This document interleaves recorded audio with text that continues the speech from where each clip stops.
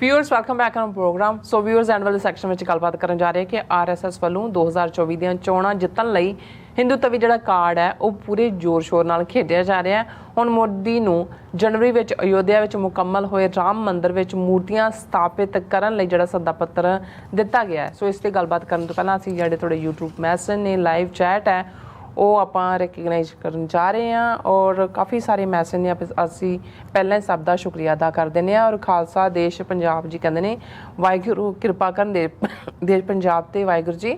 ਔਰ ਜਤਿੰਦਰ ਸਿੰਘ ਜੀ ਕਹਿੰਦੇ ਡਾਕਟਰ ਸਾਹਿਬ ਤੇ ਨੀਲਮ ਕੌਰ ਜੀ ਵਾਹਿਗੁਰੂ ਜੀ ਕਾ ਖਾਲਸਾ ਵਾਹਿਗੁਰੂ ਜੀ ਕੀ ਫਤਿਹ। ਔਰ ਸੋਹਣ ਮੱਲੀ ਜੀ ਵੀ ਸਾਨੂੰ ਫਤਿਹ ਬੁਲਾਉਂਦੇ ਨੇ। ਔਰ ਖਾਲਸਾ ਰਾਜ ਦੀ ਔਰ ਜਿਹੜੀ ਆਈਡੀਆ ਉਹਨਾਂ ਦਾ ਸੇਮ ਮੈਸੇਜ ਹੈ, ਉਹਨਾਂ ਦੇ ਬਹੁਤ ਬਹੁਤ ਸ਼ੁਕਰੀਆ। ਟੂਡੇ ਡਾਟਸ ਲਿਖਦੇ ਨੇ ਡਾਕਟਰ ਸਾਹਿਬ सत श्री अकाल सलाम लाइव फ्रॉम दरबार साहब दरबार बाबा फरीदगंज शक्कर पाकपटन। शुक्रिया बहुत। हाँ जी और धरती तो बाबा फरीद दी एड्रेस कर रहा। बिल्कुल।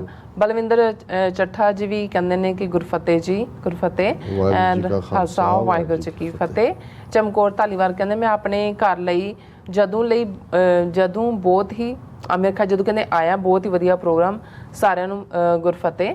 ਔਰ KS ਢਿੱਲੋਂ ਜੀ ਖਾਲਸਾ ਜ਼ਿੰਦਾਬਾਦ ਕਹਿੰਦੇ ਨੇ। ਔਰ ਗੁਰਮੇਲ ਸਿੰਘ ਜੀ ਹੋਰਾਂ ਦਾ ਹਮੇਸ਼ਾ 2 ਮੈਸੇਜ ਹੁੰਦੇ ਨੇ 3 ਉਹਨਾਂ ਦੇ ਸੇਮ ਮੈਸੇਜ ਨੇ, ਉਹਨਾਂ ਦਾ ਵੀ ਬਹੁਤ ਬਹੁਤ ਸ਼ੁਕਰੀਆ। ਔਰ ਜ਼ੁਬੇਰ ਜੀ ਵੀ ਆਏ ਨੇ, ਉਹਨਾਂ ਦਾ ਵੀ ਬਹੁਤ ਬਹੁਤ ਸ਼ੁਕਰੀਆ। ਇਸੇ ਤਰ੍ਹਾਂ ਤਜਿੰਦਰ ਸਿੰਘ ਸਾਨੂੰ ਫਤਿਹ ਬੁਲਾਉਂਦੇ ਨੇ। ਔਰ ਕਮਲਜੀਤ ਸਿੰਘ ਕਹਿੰਦੇ ਨੇ ਕੱਲ ਤਾਂ ਪ੍ਰੋਗਰਾਮ ਫੇਸਬੁੱਕ ਤੇ ਵੀ ਚੱਲਦਾ ਪਿਆ ਸੀ। ਹਾਂਜੀ ਹਾਂਜੀ ਬਿਲਕੁਲ। ਔਰ ਜਤਿੰਦਰ ਸਿੰਘ ਕਹਿੰਦੇ ਡਾਕਟਰ ਸਾਹਿਬ ਜੀ my writing is not very good that was I'm not giving comments but I'm watching ਸੱਚੋ ਸੱਚ every day। ਵਾਹਿਗੁਰੂ ਆਪ ਸਭ ਨੂੰ ਚੜ੍ਹਦੀ ਕਲਾ ਵਿੱਚ ਰੱਖਣ। ਔਰ ਖਾਲਸਾ ਜ਼ਿੰਦਾਬਾਦ ਬਹੁਤ ਅੱਛਾ ਲਿਖਿਆ, ਬਹੁਤ ਵਧੀਆ ਸਗੋਂ ਲਿਖਿਆ ਕਰੋ। ਹਾਂਜੀ ਲਿਖਿਆ ਕਰੋ।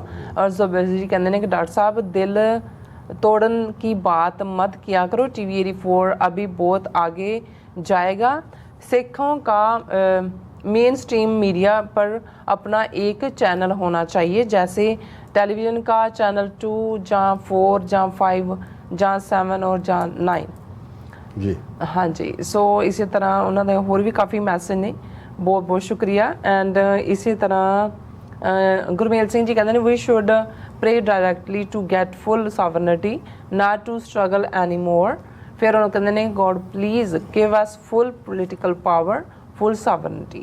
और इसी तरह बलकार सिंह जी भी कहते हैं बाबा जी बाबा अमरजीत सिंह ते भैन नीलम कौर जी वाहिगुरू जी का खालसा वाहिगुरू जी की फतेह। खालसा जिंदाबाद कहते सानू मान खालसानी वीरां ते वाहिगुरू जी इन्हां ते मेर भरिया हथ रखन।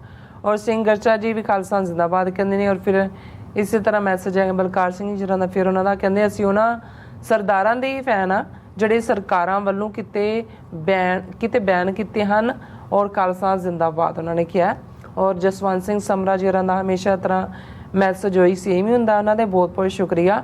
ਔਰ ਅਮਰਦੀਪ ਸਿੰਘ ਜੀ ਵੀ ਸਤਿ ਸ਼੍ਰੀ ਅਕਾਲ ਬੁਲਾਉਂਦੇ ਨੇ।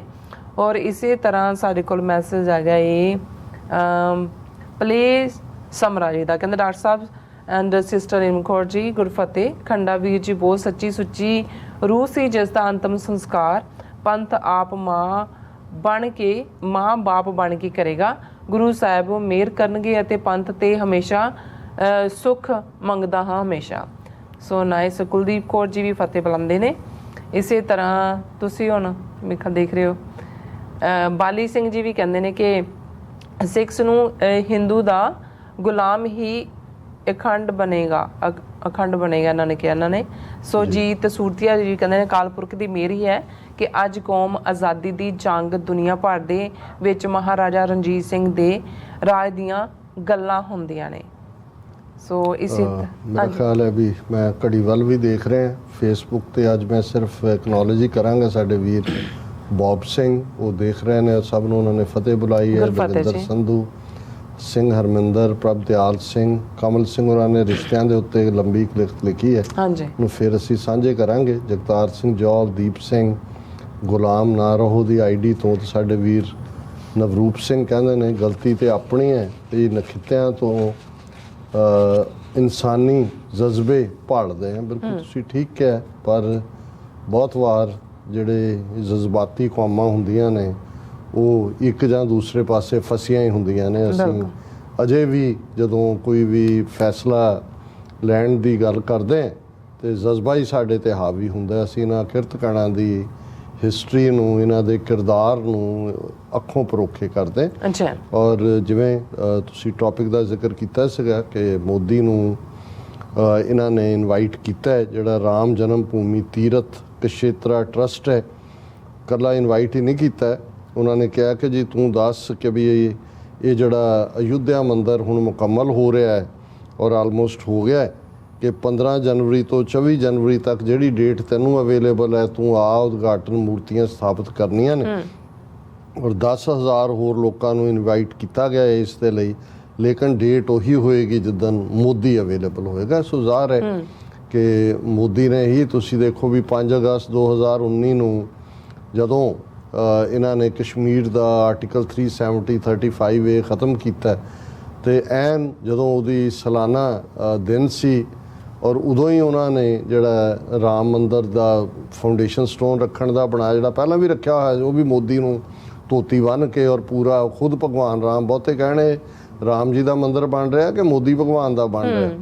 ਹੁਣ ਜਦੋਂ ਕਿ ਇਹ ਸਾਰਾ ਹੋ ਗਿਆ, ਕਿਉਂਕਿ ਨੈਕਸਟ ਈਅਰ ਚੋਣਾਂ ਦਾ, ਸੋ ਇਹਨੂੰ ਇਹ ਪੂਰੇ ਉਸ ਜ਼ੋਰ ਸ਼ੋਰ ਨਾਲ ਪ੍ਰੋਜੈਕਟ ਕਰ ਰਹੇ ਨੇ ਕਿ ਦੇਖੋ ਜੀ ਇਹਨਾਂ ਨੇ ਮਸੀਤ ਵੀ ਢਾਈ ਔਰ ਮੰਦਿਰ ਬਣਾ ਕੇ, ਭਵਿਆ ਮੰਦਿਰ, ਪਤਾ ਨਹੀਂ ਕਿੰਨਾ ਸਰਕਾਰੀ ਪੈਸਾ ਰਟਾ ਰਹੇ ਨੇ। ਆਦਿੱਤਿਆਨਾਥ ਯੋਗੀ ਉੱਥੇ ਬੈਠਾ ਹੋਇਆ। ਸੋ ਇਸ ਨੂੰ ਵੀ ਇਹ, ਜਿਵੇਂ ਉਹਨਾਂ ਨੇ ਨਵੀਂ ਪਾਰਲੀਮੈਂਟ ਬਿਲਡਿੰਗ ਦਾ ਉਦਘਾਟਨ ਵੀ ਮੰਦਿਰ ਵਾਂਗ ਹੀ ਕੀਤਾ ਹੈ, ਸੰਗੋਲ ਚੁੱਕ ਕੇ ਵੇਦ ਮੰਤਰਾਂ ਦਾ ਉਚਾਰਨ ਹੋ ਰਿਹਾ ਤਾਂ ਉਧਰ ਜਾ ਰਿਹਾ। ਔਰ ਪਿਛਲੇ ਕੱਲ ਜਦੋਂ G20 ਦਾ, ਜਿੱਥੇ ਸਤੰਬਰ ਦੇ ਵਿੱਚ ਇਹਨਾਂ ਦੀ ਕਨਕਲੇਵ ਹੋਣੀ ਹੈ, ਉੱਥੇ ਵੀ ਵੇਦ ਮੰਤਰਾਂ ਦਾ ਉਚਾਰਨ, ਹਵਨ, ਦੂਜੇ ਤੀਜੇ, ਉਸ ਤੋਂ ਬਾਅਦ ਸ਼ਾਮ ਦਾ ਸਮਾਗਮ ਹੋਇਆ। ਤੇ ਇਹ ਤਾਂ ਹੈ ਹੀ ਮੰਦਿਰ ਹੈ ਜਿੱਥੇ ਮੋਦੀ ਨੇ ਪੂਰੀ ਧੋਤੀ ਬੰਨ੍ਹ ਕੇ ਭਗਵਾਨ ਰਾਮ ਨੇ ਉੱਥੇ ਅਪੀਅਰ ਹੋਣਾ ਹੈ। ਜਿਵੇਂ ਲੋਕਾਂ ਨੂੰ ਲੱਗਣਾ ਹੈ ਕਿ ਵੀ ਨਹੀਂ, ਇਹ ਜਿਹੜਾ ਅਜੋਕੀ 21ਵੀਂ ਸਦੀ ਦੇ ਵਿੱਚ ਮੋਦੀ ਭਗਵਾਨ ਰਾਮ ਦਾ ਹੀ ਅਵਤਾਰ ਬਣ ਕੇ ਆਏ ਨੇ। ਅੱਛਾ। ਤੇ ਜੇ ਤੁਸੀਂ ਇਸ ਲੈਵਲ ਤੱਕ ਚਲੇ ਜਾਂਦੇ ਹੋ ਔਰ ਲੋਕ ਵੀ ਤੁਹਾਨੂੰ ਉਵੇਂ ਹੀ ਦੇਖਣ ਲੱਗ ਜਾਂਦੇ ਨੇ, ਤੇ ਫਿਰ ਇਸ ਕਿਸਮ ਦੇ ਸਮਾਜ ਦਾ ਜਾਂ ਇਸ ਕਿਸਮ ਦੇ ਮੁਲਕ ਦਾ ਫਿਰ ਤਬਾਹੀ ਤੋਂ ਬਿਨਾਂ ਹੋਰ ਕੋਈ ਇਬਾਰਤ ਨਹੀਂ ਹੁੰਦੀ। ਜੀ ਡਾਕਟਰ ਸਾਹਿਬ, ਤੁਹਾਡਾ ਬਹੁਤ ਬਹੁਤ ਸ਼ੁਕਰੀਆ, ਤੁਸੀਂ ਆਪਣੇ ਵਿਚਾਰ ਸਾਡੇ ਦਰਸ਼ਕਾਂ ਨਾਲ ਸਾਂਝੇ ਕੀਤੇ ਨੇ। ਸੋ ਇਸ ਤਰ੍ਹਾਂ ਆਪਣੇ ਵਿਊਜ਼ ਕੋਲ ਨੇ ਇਜਾਜ਼ਤ। ਵਿਊਅਰਸ, ਸਾਡੇ ਪ੍ਰੋਗਰਾਮ ਦਾ ਸਮਾਂ ਇੱਥੇ ਮੁੱਕਦਾ ਹੈ। ਤੁਸੀਂ ਆਪਣੀ ਰਾਏ ਤੇ ਸਾਨੂੰ ਭੇਜਣਾ ਭੁੱਲਣਾ ਸਾਡੇ ਇਸ ਪਤੇ ਤੇ sos@tv4.tv ਤੇ। ਅਸੀਂ ਆਪਣਾ ਪ੍ਰੋਗਰਾਮ ਲੈ ਕੇ ਫਿਰ ਦੁਬਾਰਾ ਤੁਹਾਡੇ ਰੂਬਰੂ ਹੋਵਾਂਗੇ। ਤਦ ਤੱਕ ਲਈ ਮੈਨੂੰ ਤੇ ਆਪਣਾ ਸੁਣਾ ਗਿਆ ਤਾਂ ਦੇਖਦੇ ਰਹੋ TV4। ਬੁਲਾ ਦਿਓ ਫਤਿਹ। ਵਾਹਿਗੁਰੂ ਜੀ ਕਾ ਖਾਲਸਾ, ਵਾਹਿਗੁਰੂ ਜੀ ਕੀ ਫਤਿਹ। ਰੱਬ ਰਾਖਾ।